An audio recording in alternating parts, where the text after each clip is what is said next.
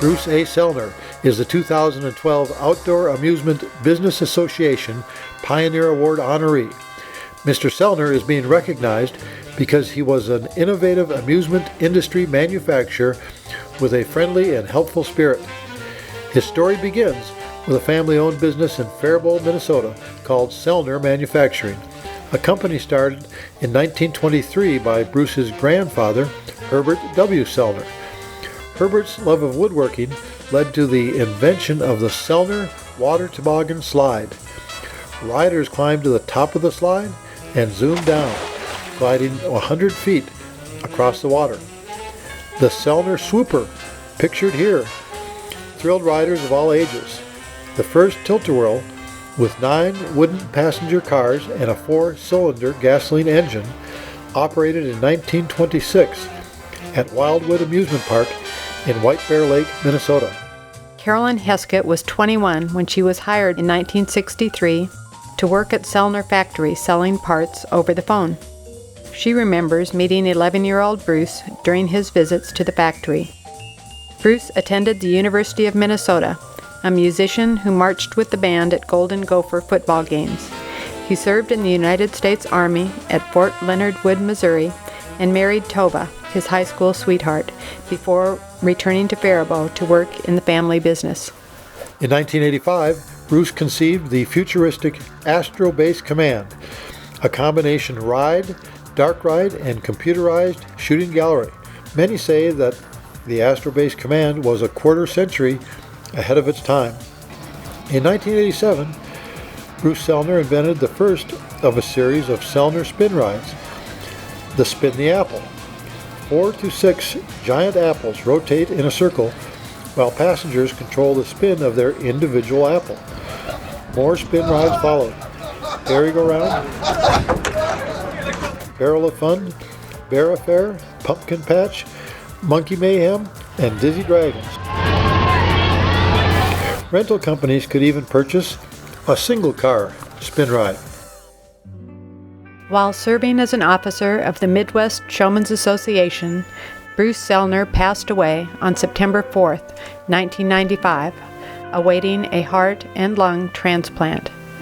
At 44, he was at the top of his career. Tova and their daughter Erin carried on with the Sellner family tradition. In 1999, with the OABA in great need to raise money for the Amusement Industry Defense Fund, the Sellners donated a brand new $80,000 10th anniversary edition merry-go-round to be sold at silent auction. Billy Clark of Smoky Mountain Amusements was the high bidder.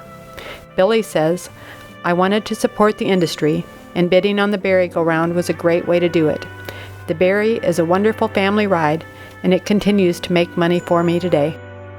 17 years after his death, tributes to amusement industry friend Bruce Sellner continue.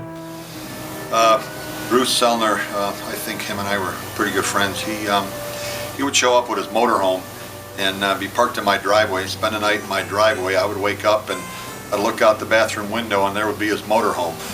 Bruce, he called me Mr. Showman, Bill Mr. Showman, because all the involvement I had with the Showman's League of America.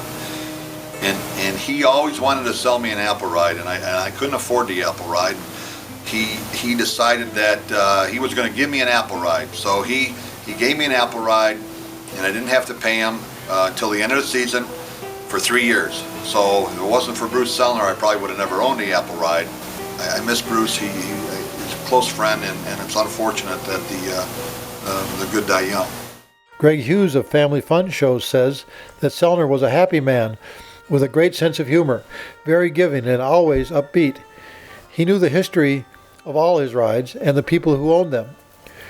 Bruce sold me my first tilt-a-whirl, a used model, on a handshake with no down payment, helping me to start my show.